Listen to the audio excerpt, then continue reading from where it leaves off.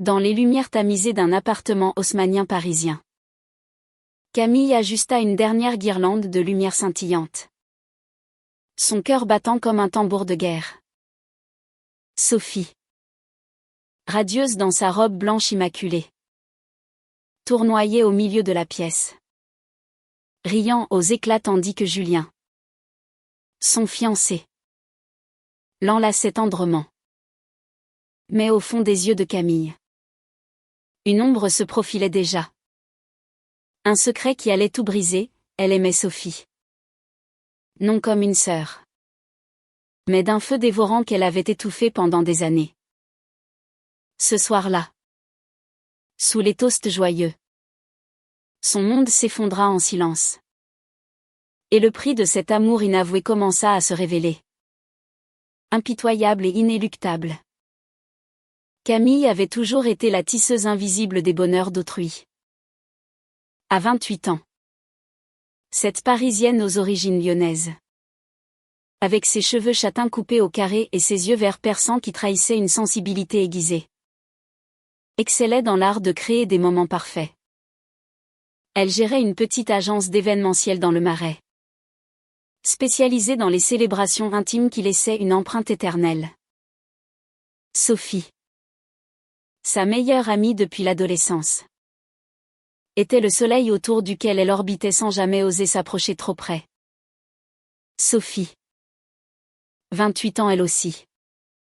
Native de Bordeaux transplantée à Paris pour ses études de littérature, incarnait la joie insouciante, ses cheveux blonds cascadaient en boucles folles. Et son rire résonnait comme une mélodie de Debussy dans les rues pavées. Elles s'étaient rencontrées au lycée, dans une classe de philosophie où Sophie défendait farouchement l'amour libre contre les dogmes rigides. Et Camille, timide ombre dans l'arrière-plan, avait trouvé en elle une lumière qui illuminait ses doutes les plus sombres. Ce soir d'automne 2025. Alors que les feuilles jaunies tourbillonnaient dehors sous un ciel parisien voilé de brume, l'appartement de Sophie bourdonnait d'excitation. Camille avait passé des semaines à orchestrer cette soirée de fiançailles, des fleurs de saison cueillies chez un fleuriste du quartier latin. Des vins de la vallée de la Loire sélectionnés pour leur acidité vive qui rappelait les baisers volés. Et une playlist de chansons françaises mélancoliques Piaf, Brel, Gainsbourg pour saupoudrer l'air d'une nostalgie douce amère. Julien, 30 ans. Un architecte bordelais aux épaules larges et au sourire franc, arrivait pile à l'heure, portant une bouteille de champagne millésimée comme un trophée. Il était l'homme parfait sur le papier, stable, attentionné, avec un humour qui faisait rougir Sophie. Camille l'appréciait sincèrement. Il était le genre d'homme qui construisait des ponts, littéralement et figurativement. Et elle s'était convaincue que son bonheur à lui rendrait Sophie heureuse à son tour. Pourtant, dès que Sophie apparut dans sa robe fluide, Camille sentit un pincement au creux de la poitrine, comme si un fil invisible se tendait jusqu'à rompre. Camille m'a fait des miracles. Regarde ça. C'est parfait, s'exclama Sophie en l'étreignant, son parfum de jasmin envahissant l'espace entre elles. Camille rit, masquant le tremblement de ses mains, et murmura, « C'est pour toi. Sauf. Tout est pour toi. » Les invités affluaient, des amis du quartier, des collègues de Julien chez son cabinet d'architecture, et même la mère de Sophie, venue de Bordeaux avec un air de fierté maternelle un peu forcé. La soirée s'emballa comme un tourbillon, toast levé, anecdotes partagées. Et au centre, Sophie et Julien dansant un slow improvisé sur La vie en rose. Camille observait depuis le coin cuisine, un verre de vin à la main, son rôle de metteuse en scène la tenant à distance respectable. Mais intérieurement, une voix hurlait, « Et toi, Camille? Quand est-ce que ton tour arrive ?» Les heures s'étirèrent. Et avec elles, les confidences. Assise sur le balcon étroit, fumant une cigarette clandestine, un vice qu'elle n'avouait qu'à Sophie, Camille vit son amie s'approcher. Les joues rosies par le champagne. Viens. On respire un peu. Julien discute foot avec les garçons. C'est l'occasion. Elles s'assirent côte à côte, les genoux se frôlant accidentellement. Et ce contact fugace envoya une décharge électrique le long de l'échine de Camille. Sophie alluma une cigarette à son tour, exhalant une volute qui dansa dans la nuit parisienne. Tu sais, Cam, sans toi, rien de tout ça n'existerait. Tu es ma constante. Mon ancre. Julien est génial. Mais toi, tu es irremplaçable. Les mots étaient innocents. Mais pour Camille, ils étaient une lame, irremplaçable. Oui. Mais dans l'ombre. Jamais au centre. Elle força un sourire, les larmes picotant au bord de ses paupières. C'est ce que font les meilleurs amis. Non. Organiser le chaos pour que les autres brillent. La nuit avança. Et la fête atteignit son apogée avec un feu d'artifice improvisé de rires et de promesses. Julien demanda Sophie en mariage sur le balcon, sous les étoiles indifférentes. Et elle dit oui avec une effusion de joie qui fit applaudir tout le monde. Camille applaudit le plus fort, son cœur se fissurant en mille éclats invisibles. Plus tard, seule dans sa chambre d'hôte à Montmartre, elle s'effondra sur le lit, les sanglots la secouant comme une tempête. C'était la première fois qu'elle nommait l'innommable, elle aimait Sophie d'un amour qui transcendait l'amitié. Un amour lesbien qu'elle avait enterré sous des couches de déni depuis leurs 18 ans. Les souvenirs affluaient, les nuits passées à refaire le monde dans un studio exigu du VE arrondissement. Les voyages en train vers la Côte d'Azur où leurs mains s'effleuraient sur la carte routière. Les confidences chuchotées sous les couvertures lors de soirées pyjama. Sophie avait toujours été hétéro.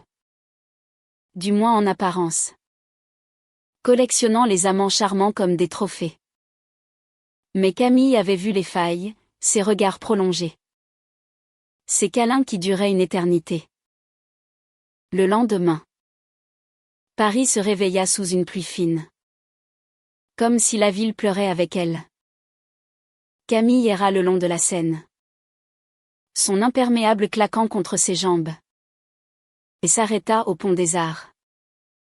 Là où Sophie et elle avaient accroché un cadenas 10 ans plus tôt, amis pour la vie. Y avait-elle gravé?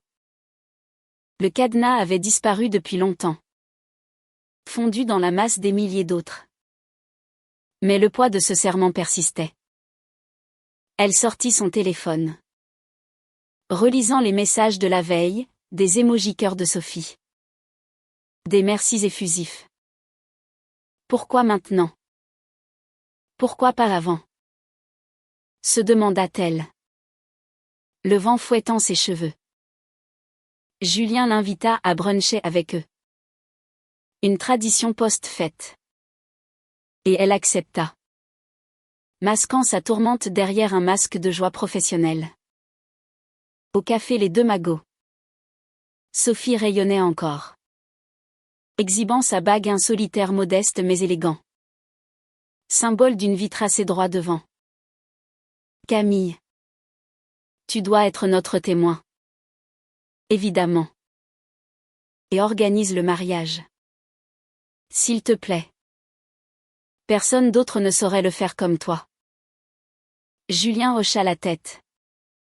Enthousiaste, absolument. Tu es la reine des événements. Sans toi, on serait perdu. Camille acquiesça, avalant sa gorgée de café comme un poison doux. Intérieurement, une tempête se levait, Accepter signifiait plonger plus profond dans le gouffre. Refuser briserait l'illusion. Elle choisit le premier chemin, se convainquant que son amour était un fardeau solitaire. Un secret à porter pour le bien de tous. Les semaines suivantes furent un tourbillon d'activités, rendez-vous avec des traiteurs dans le sentier. Essayage de robes à Saint-Germain-des-Prés. Et des soirées brainstorming où Sophie et elle riaient aux dépens des idées farfelues de Julien. Mais chaque interaction creusait le fossé, un effleurement de doigts sur un moodboard. Un regard complice lors d'une dégustation de gâteaux. Et Camille sentait son cœur saigner. Elle commença à consulter en secret une thérapeute. Une femme sage du nom d'Élodie. Installée près de Bastille. Qui l'encouragea à explorer cette identité lesbienne qu'elle avait réprimée par peur du rejet. L'amour n'est pas une dette. Camille. C'est un droit. Lui dit-elle un après-midi pluvieux. Tandis que la tour Eiffel se profilait au loin comme un phare distant. Pourtant, le drama s'intensifia quand Sophie, dans un moment de vulnérabilité post-travail, confia à Camille ses doutes sur le mariage. Elles étaient assises sur un banc du jardin des Tuileries, entourées de touristes indifférents. Quand Sophie murmura « Et si je ne suis pas faite pour ça ? Julien est parfait. Mais parfois, j'ai l'impression de jouer un rôle. Comme si quelque chose manquait. » Camille retint son souffle. Le cœur cognant. Était-ce l'ouverture? Le signe qu'elle attendait. Mais la peur la paralysa, sauf. C'est normal. Les fiançailles. C'est un grand pas. Tu l'aimes? Non. Sophie hésita. Ses yeux bleus s'embuant, oui. Je crois. Mais toi? Cam. Tu es toujours si sûre de toi. Comment fais-tu pour savoir ce que tu veux? La question plana comme une accusation. Et Camille, au lieu de tout avouer, dévia, moi. Je suis juste douée pour organiser la vie des autres. La mienne attend son tour. La tension culmina lors d'une escapade à la campagne. Un week-end de repérage pour le lieu de mariage dans la Loire.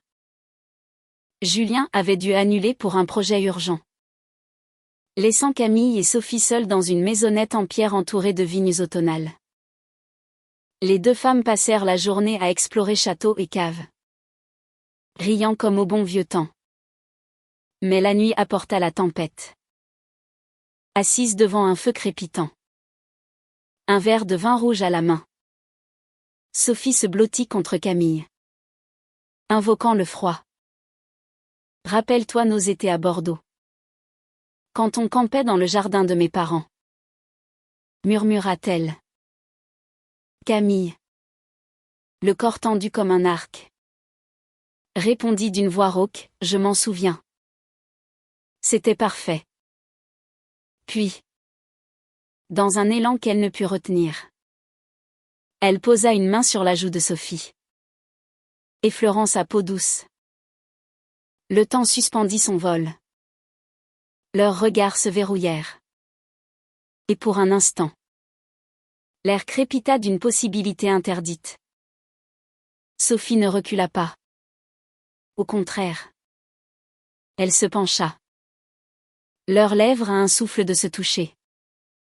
Mais le téléphone sonna Julien, appelant pour dire qu'il les rejoindrait le lendemain. L'instant se brisa comme du cristal. Sophie s'écarta. Confuse. Et rit nerveusement, désolée. Le vin me monte à la tête. Camille. Le cœur en lambeaux. Feignit l'indifférence, pareil pour moi. Cette nuit-là. Seule dans son lit. Elle pleura jusqu'à l'aube. Réalisant que son silence avait peut-être condamné leur amitié à une demi-vie. Le retour à Paris fut chargé de silence pesant. Sophie devint distante, absorbée par les préparatifs. Et Camille plongea dans le travail pour noyer sa douleur. Elle organisa une baby shower pour une cliente. Un anniversaire surprise pour un voisin. Tout pour éviter de penser à la robe blanche qui approchait. Le climax arriva 2 mois plus tard. Lors d'une répétition dîner dans un restaurant étoilé du 7e arrondissement. La famille au complet était là, la mère de Sophie. Élégante veuve bordelaise. Le père de Julien. Un vigneron bourru mais bienveillant. Et une ribambelle d'amis. Camille. En tailleur noir impeccable. Supervisait les moindres détails vins. Menu. Discours.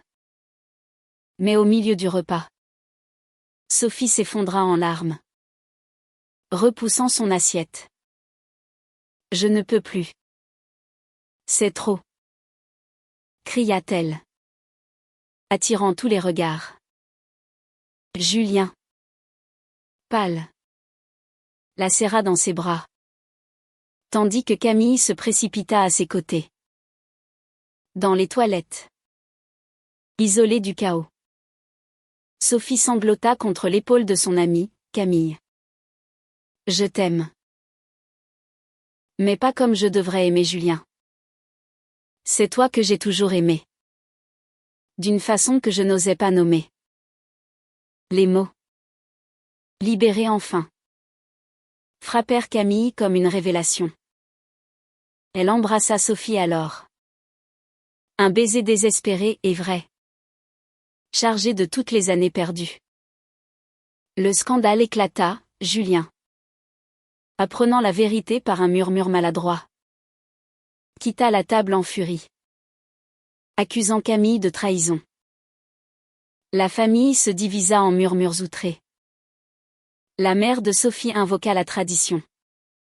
Le père de Julien parla de déception. Paris, ville des amours impossibles, devint un champ de mine. Sophie choisit Camille. Mais le prix fut lourd, amitié brisée avec d'anciens cercles. Jugements familiaux. Et une introspection douloureuse sur l'identité queer dans une société française encore frileuse malgré ses avancées. Elles fuirent vers un petit appartement à Belleville. Quartier bohème où les amours non conventionnels fleurissaient comme les graffitis sur les murs. Là, au fil des jours, elles reconstruisirent, thérapie conjointe avec Élodie. Promenade main dans la main le long du canal Saint-Martin. Et des nuits où l'amour, enfin nommé, guérissait les cicatrices. Camille apprit que l'organisation n'était pas seulement un métier, mais une métaphore de sa vie, tisser des liens pour les autres. Pour finalement en forger un pour soi. Sophie découvrit en elle une force qu'elle ignorait. Une lesbienne éveillée tardivement mais pleinement. Julien, après des mois de silence, leur envoya une lettre, « Je vous souhaite du bonheur. L'amour vrai mérite d'être libre. Le pardon vain. Lent mais sincère. Et avec lui, une humanité restaurée. » 1 an plus tard, sous un ciel parisien clair, elles échangèrent des vœux discrets dans un jardin caché du Luxembourg. Entourées d'amis choisis et d'une famille réconciliée en partie. Camille, en portant la bague qu'elle avait elle-même choisie, un anneau d'argent gravé d'un « pour la vie », murmura à Sophie, « J'ai payé le prix. Mais regarde ce que nous avons gagné. » L'amour, dans sa forme la plus pure, n'était pas une dette, mais une renaissance. Les jours suivant la révélation furent un chaos orchestré par le destin. Comme si Paris elle-même conspirait pour tester leur résolution. Camille et Sophie, enlacées dans le silence de l'appartement de Belleville, affrontaient les appels incessants, la mère de Sophie. Voix chevrotante au téléphone. alternant entre fureur et supplication. Comment as-tu pu nous faire ça? Pense à ton père. À la famille. Et Julien. Qui, après son départ théâtral, bombarda Sophie de messages accusateurs avant de sombrer dans un silence radio glaçant. Camille, sentant le poids de la culpabilité comme un manteau de plomb, insista pour rencontrer Julien seul. Dans un café anonyme près de la gare de Lyon. Il arriva les traits tirés, les yeux rougis par des nuits blanches. Et posa brutalement sa tasse. Tu l'as su tout le temps. N'est-ce pas?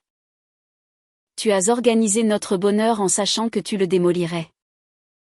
Camille. Les mains tremblantes autour de son espresso. Avoua tout, les années de silence. Les nuits solitaires à imaginer un futur impossible. Le sacrifice qu'elle s'était imposé pour préserver l'illusion. Je ne voulais pas te blesser. Julien. J'ai cru que mon amour était un fantôme. Quelque chose à enterrer pour votre bien. Il rit amèrement. Mais dans ses yeux, une lueur de compréhension perça. L'amour est un bâtard cruel. Camille. Il nous fait tous payer. Ils se séparèrent sans haine. Juste avec une tristesse partagée. Et Julien promit de ne pas interférer, un geste de noblesse qui humanisa sa douleur. Sophie, de son côté, naviguait un océan d'introspection. Née dans une famille catholique bordelaise où l'hétéronormativité était un pilier invisible. Elle avait toujours suivi le script, études brillantes. Petite amie stable. Fiançailles attendues. Mais avec Camille. Tout avait basculé subtilement, ses regards volés lors de leur voyage. Les confidences qui duraient jusqu'à l'aube. Le confort d'une présence qui comblait un vide qu'elle n'avait pas nommé. J'ai toujours su. Au fond. Confia-t-elle un soir. Alors qu'elle marchait le long du canal. Les lumières des péniches dansant sur l'eau noire. Mais j'avais peur. Peur de ce que ça signifiait pour moi. Pour nous. Pour le monde. Camille la serra contre elle.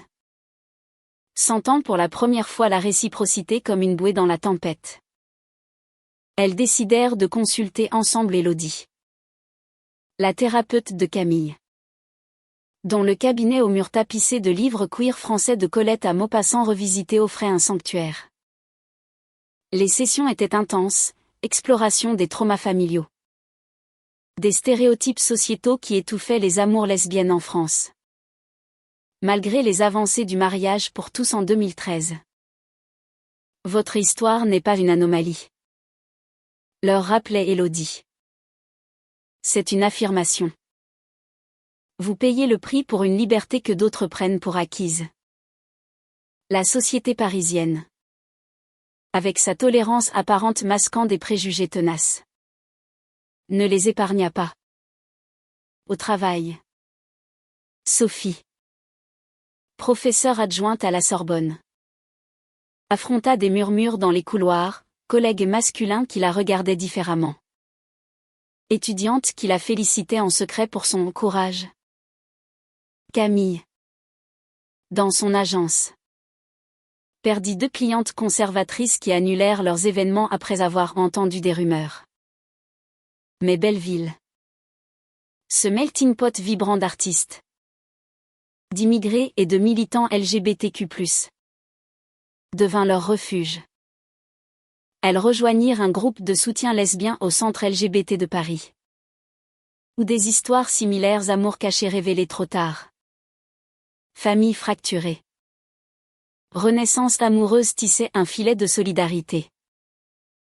Une femme d'une 40aine d'années. Prénommée Léa. Originaire de Marseille.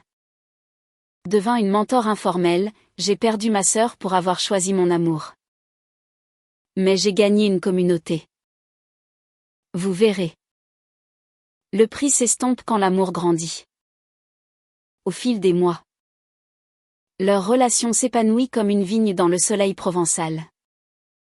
Elle voyageait, un week-end à Nice, où Sophie redécouvrit la mer Méditerranée sans le filtre hétéro de ses souvenirs passés. Et Camille osa pour la première fois tenir sa main en public sans crainte. Elles cuisinaient ensemble ratatouille revisitée avec des herbes du marché d'Aligre. Crème brûlée qui caramélisait sous leur rire. Les nuits étaient un sanctuaire de tendresse, corps entrelacés. Murmures de promesses. Et un amour physique qui effaçait les ombres du passé. Pourtant, le drama ressurgit quand la mère de Sophie débarqua un après-midi d'hiver. Valise à la main. Exigeant une confrontation. Je ne reconnaîtrai pas ça. C'est une phase. Sophie. Revient à la raison. Les cris emplirent l'appartement. Objets renversés. Cœur à vif. Camille. Témoin silencieuse. Intervint doucement, madame. Votre fille n'est pas une phase. Elle est une femme entière. Aimante. Et je l'aime plus que tout. La mère partit en larmes. Mais un mois plus tard. Une lettre arriva, des excuses maladroites. Une invitation timide à Noël. Le pardon familial. Fragile comme du cristal de baccarat. Se reconstruisit goutte à goutte. Julien. Quant à lui. Entama sa propre guérison. Il rencontra une architecte suédoise nommée Ingrid. Rencontrée sur un chantier à la Défense et envoya à Sophie une carte postale de Stockholm, trouve ta vérité. J'ai trouvé la mienne. Ce geste libéra un dernier poids. Transformant l'ancien fiancé en allié distant. Camille et Sophie. Renforcés par ces épreuves. Lancèrent un projet commun, un atelier d'événementiel queer. Spécialisé dans les mariages et célébrations LGBTQ+ à Paris. Leur premier client fut un couple trans. Et organiser leur union avec des drag queens pour l'animation et des discours sur la résilience fut cathartique. Regarde-nous, dit Sophie un soir. Alors qu'elle fermait boutique sous les lumières de la Bastille. On crée du bonheur pour les autres. Sans se perdre soi-même. Le printemps 2026 apporta un renouveau tangible. Comme si la ville des amants se repentait de ses hivers cruels. Camille et Sophie. Désormais inséparables. S'installèrent dans un loft lumineux du 11e arrondissement. Avec vue sur la coulée verte. Ce chemin suspendu qui serpentait comme une veine verte dans le béton urbain. Leur vie quotidienne devint une symphonie de petites victoires, matinée paresseuse avec croissant chaud de la boulangerie du coin. Après-midi à flâner dans les librairies de la rue de Rivoli. Où Sophie dénichait des éditions rares de Simone de Beauvoir. Et Camille esquissait des plans d'événements sur son carnet Moleskine. L'amour lesbienne. Qu'elle vivait désormais au grand jour. Était une danse délicate entre passion et vulnérabilité des nuits où Sophie explorait son corps avec une curiosité émerveillée. Apprenant à aimer une femme comme on découvre un continent inexploré. Et des jours où Camille, hantée par ses anciens silences, cherchait réassurance dans les « je t'aime » murmurés au réveil. Mais le passé n'était pas tout à fait enterré. Lors d'une fête d'anniversaire pour une amie commune. Ancienne collègue de Julien. Elles tombèrent sur lui et Ingrid. L'air se chargea d'une tension palpable. Verre en main sous les guirlandes lumineuses d'un bar branché à Oberkampf. Julien s'approcha. Ingrid à son bras. Un sourire poli mais crispé aux lèvres. Ça fait plaisir de vous voir. Ensemble, dit-il. La voix rauque d'émotion contenue. Sophie. Le cœur serré. Répondit avec grâce, toi aussi. Julien. Ingrid semble te convenir parfaitement. La conversation glissa vers des banalités projets architecturaux. Voyage en Scandinavie mais sous la surface bouillonnait un drama résiduel, des regards fuyants. Des silences lourds. Camille, sentant la faille, posa une main sur l'épaule de Sophie, on a tous payé un prix. Mais on en est sorti plus fort. Julien hocha la tête. Et plus tard, seul avec Camille près du bar, il murmura, protège-la. Elle mérite le monde. Ce fut leur réconciliation tacite. Un pont reconstruit sur les ruines d'un amour perdu. La famille de Sophie évoluait plus lentement. Un pas chancelant à la fois. Noël à Bordeaux fut un chant de mine émotionnelle, le père. Taciturne vigneron aux mains calleuses. Évitait leurs regards conjoints. Marmonnant sur le vin plutôt que sur l'amour. La mère. Après des mois de thérapie téléphonique avec une conseillère bordelaise, offrit un cadeau symbolique, un album photo des enfances de Sophie, où Camille figurait déjà en ombre joyeuse. Je ne comprends pas tout, admit-elle un soir autour de la table, les chandelles vacillant. Mais je vois que ma fille est heureuse. C'est plus que je n'osais espérer. Sophie pleura. Camille serra sa main sous la nappe. Et pour la première fois, elles dormirent dans la même chambre d'enfance. Un geste de normalisation qui fissura les murs de la tradition. Camille, de son côté, renoua avec sa propre famille lyonnaise lors d'une visite printanière, sa sœur aînée, avocate engagée dans les droits LGBTQ+, les accueillit avec une fête surprise. Et leur mère, veuve stoïque, glissa à Camille, l'amour est rare. Ma fille, ne le lâche pas. Quel qu'il soit. Leur atelier d'événementiel queer prit son envol, devenant un phare pour la communauté. Elles organisèrent un mariage arc-en-ciel dans les caves de Champagne, où des centaines de ballons multicolores flottaient comme des rêves réalisés. Une célébration de coming out pour une ado trans à la fête de la musique. Avec live de musique électro-lesbienne. Chaque événement était une catharsis, Camille canalisait son ancien rôle de tisseuse invisible en une force visible. Et Sophie y trouvait un exutoire à sa nouvelle identité. Mais le vrai test vint avec leur propre engagement. Lors d'un pique-nique au bois de Boulogne, entouré de libellules et de chants d'oiseaux, Camille s'agenouilla avec une bague artisanale forgée par un joaillier queer de Montreuil. Sophie, tu as été mon soleil caché. Veux-tu être ma lumière éternelle? Les larmes coulèrent. Le « oui » fut un cri de joie. Et elles scellèrent leurs promesses sous un chêne centenaire. Loin des regards indiscrets. Pourtant, même dans ce bonheur, le drama guettait. Une cliente mécontente, issue d'un milieu conservateur, lança une rumeur en ligne accusant leur atelier de propagande lesbienne, menaçant leur réputation naissante. Les nuits furent agitées. Les doutes ressurgirent, Sophie craignait l'abandon. Camille redoutait de revivre le sacrifice. Elles affrontèrent la crise ensemble, communiqué public affirmant leur authenticité. Soutien massif de la communauté en ligne. Et une manif spontanée devant leur boutique où des alliés brandirent des pancartes « Amour sans frontières ».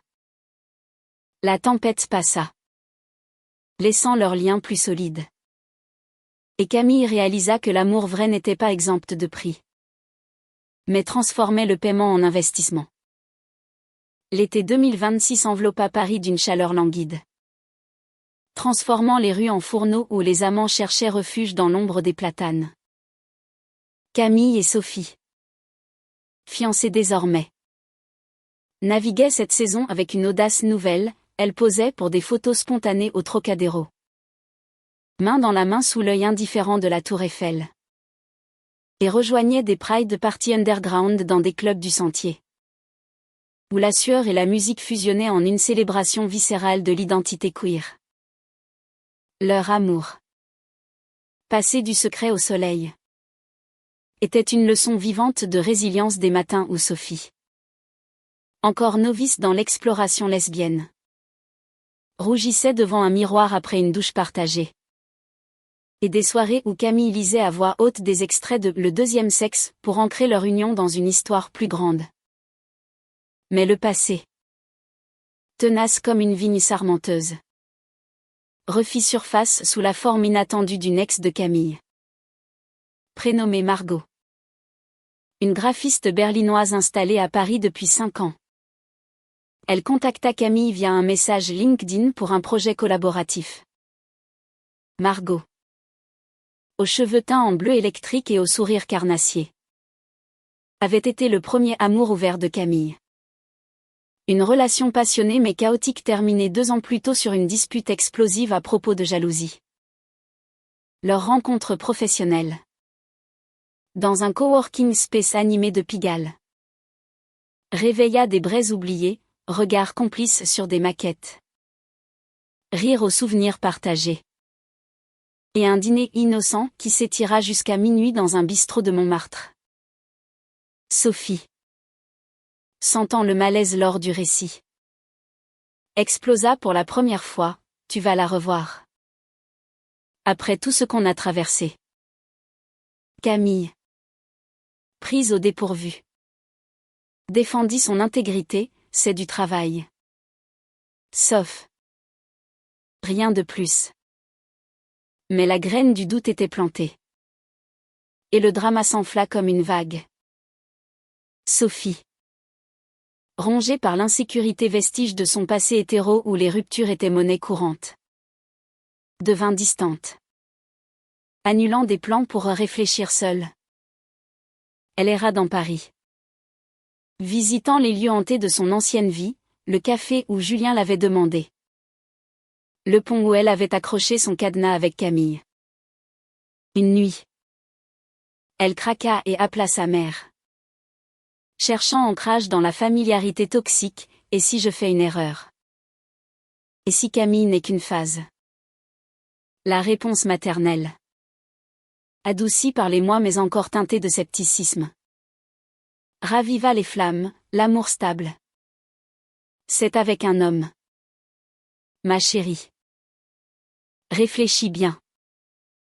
Sophie raccrocha en larmes, courant vers l'appartement où Camille l'attendait, veilleuse allumée comme un phare. La confrontation fut un ouragan émotionnel, cri dans le salon, objet balayé de la table basse. Et au milieu, une vérité nue. J'ai peur de te perdre.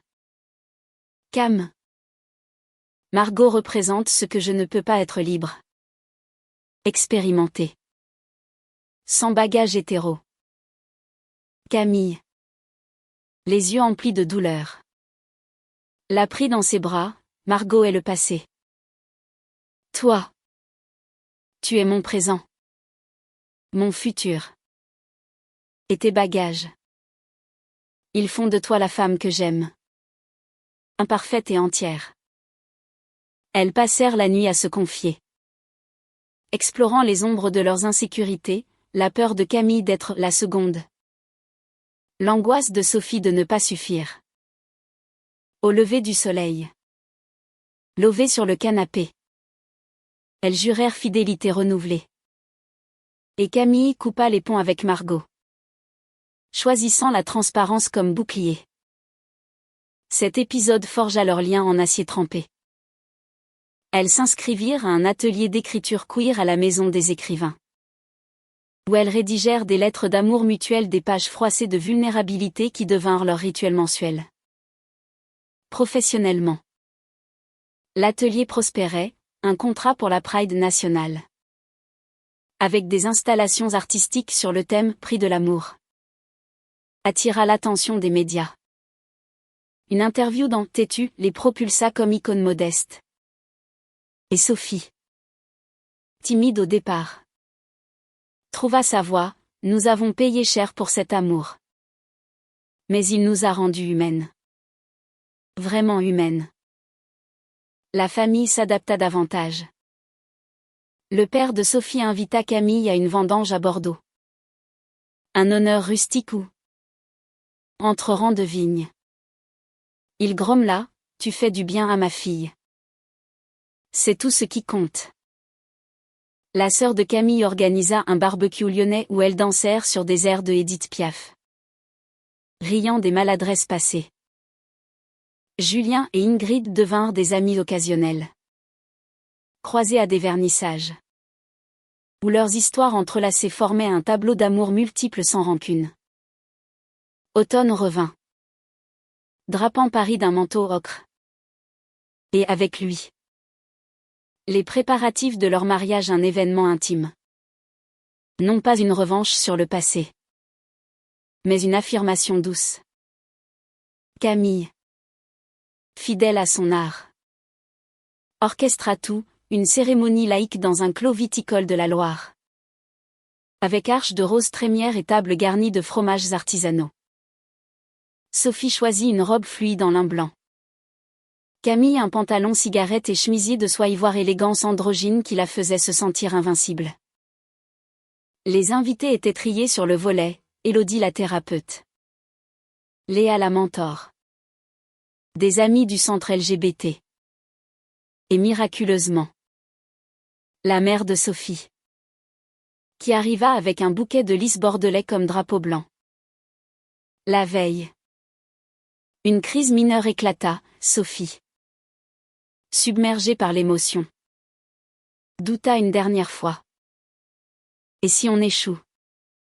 Et si notre amour est trop fragile après tout ce drama? Elles s'assirent sur le balcon du loft, thé fumant entre les mains. Et Camille raconta une anecdote oubliée, leur premier voyage ensemble. Un road trip chaotique vers Avignon où une crevaison les avait laissés riant sous la pluie provençale. On a réparé la voiture ensemble. On réparera tout. Sauf. L'amour n'est pas l'absence de tempête, mais danse dans le vent. Le baiser qui suivit fut un saut. Et l'aube les trouva enlacés. Prêtes. Le jour J fut magie pure, discours larmoyant de Léa sur la sororité queer. Veux murmurer sous un ciel azur: je promets de t'aimer dans les ombres comme dans la lumière. De payer tout prix pour notre vérité. Et une danse d'ouverture sur Ne me quitte pas de Brel. Corps fusionnés dans une valse lente. La nuit culmina en feux d'artifice artisanaux. Symbole d'explosion intérieure domptée. Parmi les invités, Julien apparut brièvement. Un toast distant à la main, à l'amour qui guérit. Son départ fut serein. Un chapitre clos. Post-mariage. Leur vie s'apaisa en rythme harmonieux. L'atelier s'étendit, embauchant une équipe diversifiée, une drag queen pour l'animation, un couple bi pour les conseils catering. Sophie publia un essai anonyme dans une revue littéraire sur l'éveil tardif, touchant des milliers de femmes en quête. Camille, enfin, écrivit son propre récit, un journal intime devenu livre. Prix du cœur. Préfacé par Élodie, qui explorait les thèmes de sacrifice et renaissance lesbienne en France contemporaine. Des années plus tard, assise sur un banc du jardin du Luxembourg, bague au doigt et rides discrètes au coin des yeux, elles observaient les enfants jouer. On a gagné. Cam, murmura Sophie. Pas malgré le prix. Grâce à lui. Camille sourit, serrant sa main, et le plus beau, c'est qu'on continue à payer en amour. En vérité. En humanité. Hiver s'installa doucement, saupoudrant Paris de flocons timides qui fondaient sur les toits haussmanniens comme des secrets chuchotés. Camille et Sophie. Mariés depuis 6 mois. Savourait cette phase de consolidation, des routines forgées dans le feu des épreuves passées. Où chaque geste un café partagé au lit. Un baiser volé dans le métro était un rappel de la précieuse fragilité de leur union. Leur loft du 11e. Désormais meublé de souvenirs photos encadrés de leur voyage de noces en Toscane. Une étagère de livres queer signés par des autrices comme Annie Ernaux respirait l'authenticité d'un foyer queer assumé. Pourtant, même dans cette quiétude, des échos de drama persistaient. Comme des vagues résiduelles d'une mer agitée.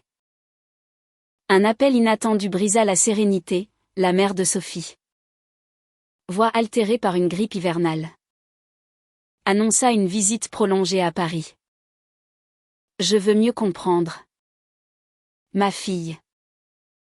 Pour Noël. Et après.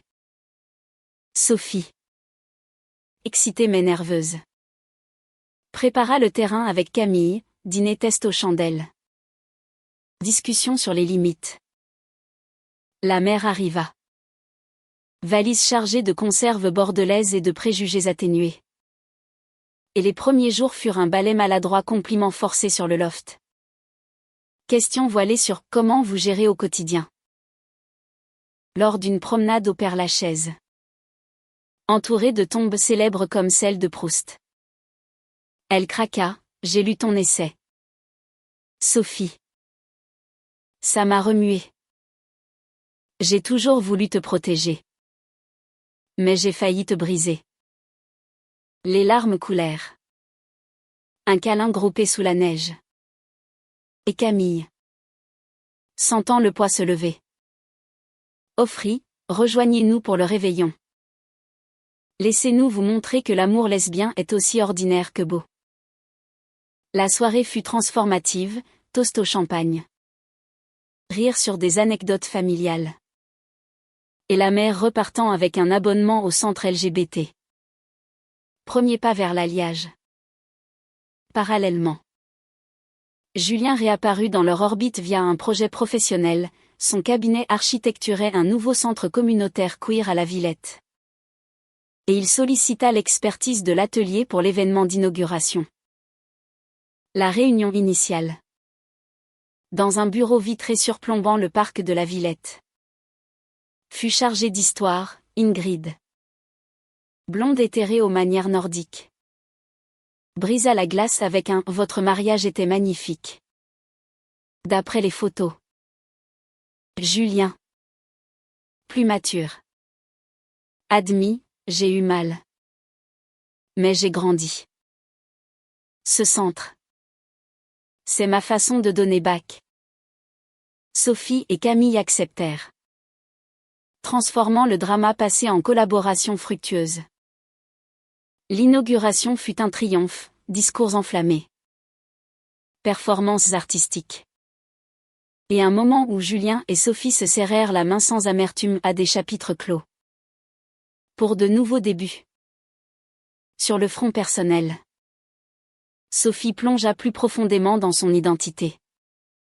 Rejoignant un chœur lesbien à Bastille où des harmonies vocales exprimaient ce que les mots peinaient à saisir. Camille. Inspirée. Lança un podcast sur les événements du cœur.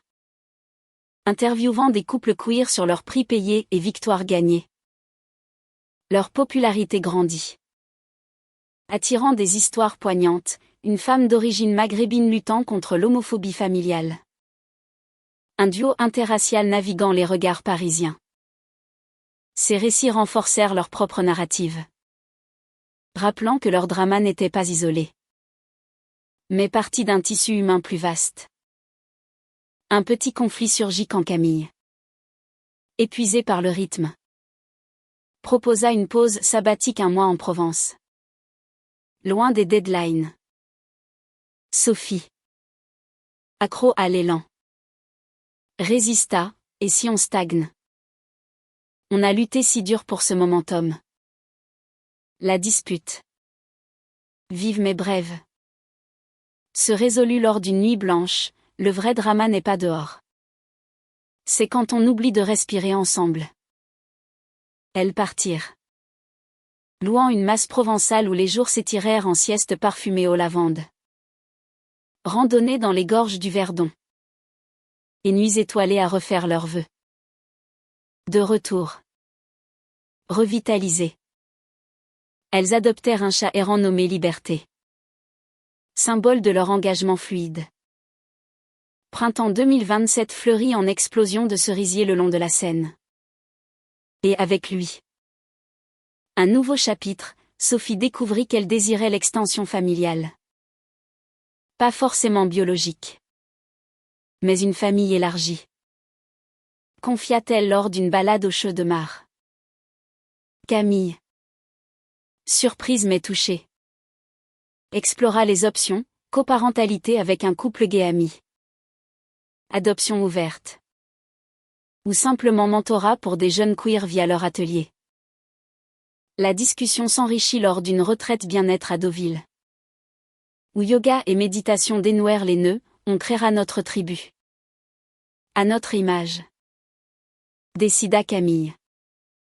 Elles devinrent marraines d'une ado lesbienne fugueuse. L'accueillant pour des week-ends qui devinrent permanents. Tissant un filet de soutien. Professionnellement. Le podcast de Camille explosa. Menant à une invitation TEDx Paris sur « Payer le prix de l'authenticité ». Devant une salle comble au théâtre du Châtelet. Elle raconta leur histoire, l'organisation fatale des fiançailles. Le baiser salvateur. Les tempêtes traversées. L'amour lesbien en France n'est pas une exception. C'est une norme en attente d'embrassement. Nous payons pour qu'il devienne gratuit pour les prochaines. Les applaudissements tonnèrent. Et Sophie. Dans les coulisses. L'embrassa fièrement, « Tu es ma héroïne ». Le drama mineur survint avec la publication de « Prix du cœur », critique mitigée. Certaines accusant un « mélodrame trop français ». D'autres saluant sa vulnérabilité. Une librairie conservatrice refusa la dédicace. Provoquant un boycott en ligne qui propulsa les ventes. Sophie soutint Camille inconditionnellement. Organisant une lecture alternative dans leur loft. Transformé en salon littéraire queer. L'événement attira des dizaines.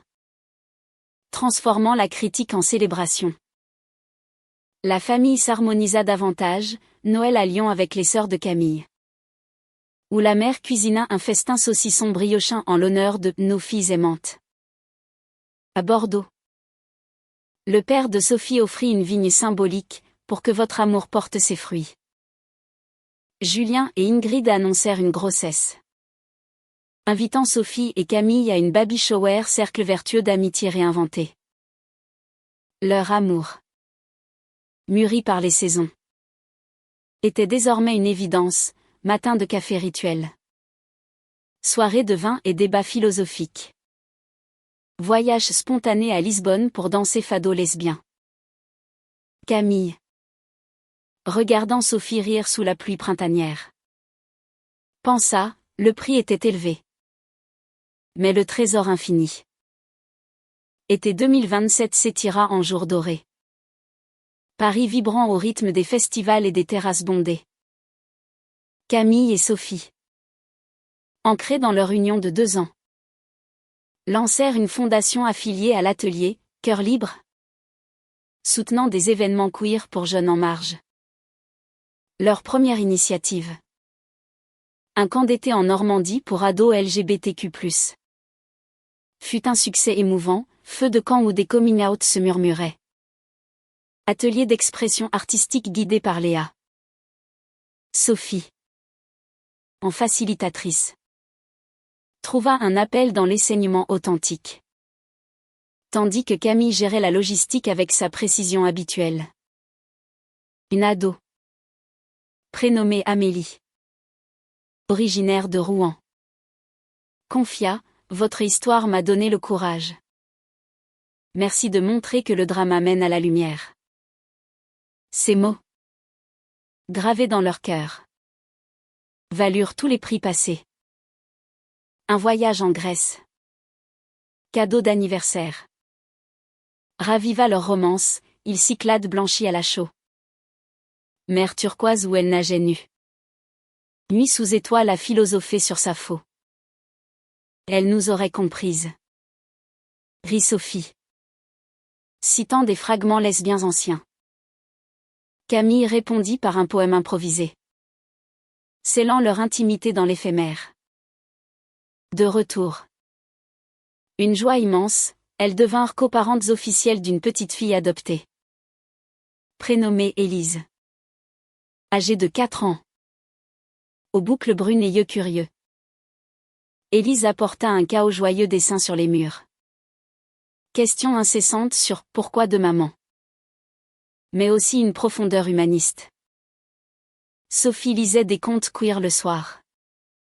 Camille construisait des forts de coussins pour des aventures imaginaires. La famille s'agrandit, marraine. Oncles honoraires comme Julien, qui offrit un berceau design pour Élise. Le podcast évolua en série documentaire. Diffusée sur une plateforme française. Explorant des histoires parallèles, une lesbienne immigrée d'Algérie luttant pour l'asile. Un couple rural en Bretagne défiant l'isolement. Les retours affluèrent, transformant leur vulnérabilité en beacon. Hiver referma l'année sur une note sereine, réveillon multifamilial au loft. Avec Élise endormie au pied du sapin. Sophie murmura à Camille, « On a tout gagné. » Celle-ci, serrant sa main, répondit, « Et le plus beau reste à payer en amour quotidien. »